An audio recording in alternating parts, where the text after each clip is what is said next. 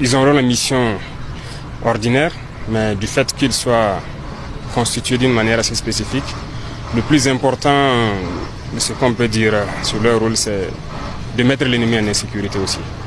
C'est comme vous le constatez, en fait, nous avions un sérieux problème. D'abord, c'était la réorganisation. Actuellement, il faut générer les unités et il faut les équiper. Et équiper, comme vous pouvez le constater, la puissance de feu de l'ennemi a beaucoup augmenté sur le terrain. Son équipement aussi est en train de se moderniser au fur et à mesure. Il faut que nous passons à une échelle assez importante. Donc, il y a beaucoup de choses en cours. Voilà, grâce au vaillant peuple burkinabé, je pense qu'il y a beaucoup de choses en cours. Des acquisitions sont déjà faites en termes de moyens de combat et tout, terrestres, surtout aériens aussi.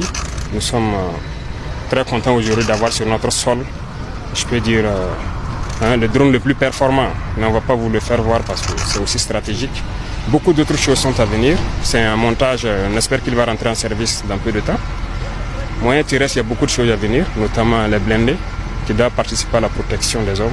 Il faut qu'on acquiert ça en grand nombre quand même. Et beaucoup d'autres choses en termes d'infanterie, d'artillerie et d'aviation. Les partenaires, il faut dire les nouveaux partenaires, oui. Sinon, nos partenaires, nos anciens partenaires, depuis le début jusqu'à aujourd'hui, on n'a pas reçu une seule cartouche de quelqu'un. On se débrouille en burkinabé. C'est normal que des gens puissent se décourager, mais moi, en tant que premier responsable, je n'ai pas ce droit. On ne peut pas se décourager. Nous avons une mission. Si j'étais l'ennemi aussi, géopolitiquement, je vais m'en prendre beaucoup au Burkina. Donc vous voyez qu'il y a une convergence des terroristes vers le Burkina. C'est logique. L'objectif, c'est de nous faire plier, parce que la ligne qu'on a prise, ça ne doit pas contaminer d'autres. Donc c'est un peu l'effet. Donc c'est normal que l'activité terroriste s'intensifie, mais l'idée de nous disperser nos forces, nous empêcher de nous réorganiser, non. Il faut qu'on reste serein, qu'on puisse s'organiser pour faire face. Sinon, si on doit suivre le rythme de l'ennemi, on restera dans la même chose que dans les années antérieures. À courir à gauche, à droite, on ne pourra jamais se restructurer, constituer des unités en mesure de combattre. Donc voilà un peu la dynamique. Et les gens doivent comprendre ça et ne pas se décourager. Voilà. Ils doivent être fiers plutôt.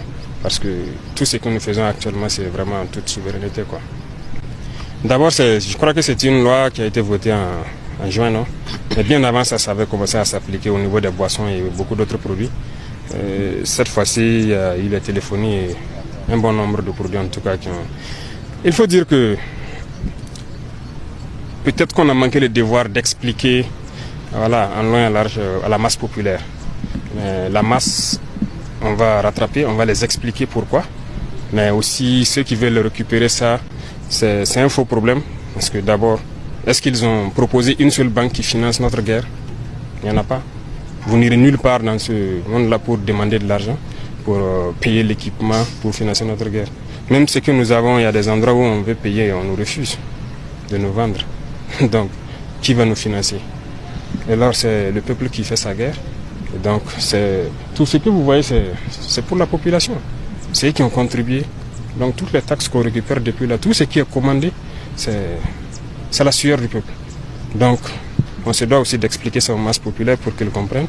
Mais ça va venir. J'espère qu'on se comprendra. Et ce n'est pas uniquement les trucs de téléphonie, il y a des taxes sur d'autres produits. Et c'est ça qui contribue à permettre l'entraînement de ces hommes. Ça coûte cher.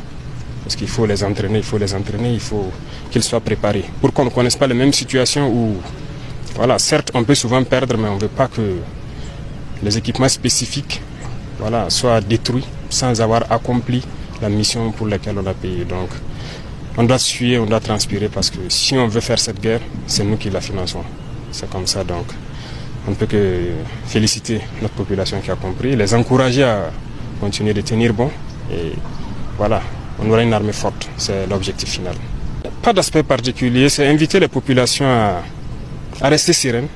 C'est dur, mais nous savons ce que nous faisons. La stratégie de nous disperser, ça ne marchera pas. On reste focus, c'est dur. S'il faut reculer pour sauter, on recule pour sauter. Mais on va s'équiper 1000 fois plus que l'ennemi, former, entraîner correctement les troupes et puis partir. C'est vrai que les gens peuvent entendre aussi sur le net beaucoup d'autres intoxications, de trucs. Bon, vous avez l'occasion de constater. Ça va, nous on est très serein. On est en bloc et on avance. C'est ça le plus important.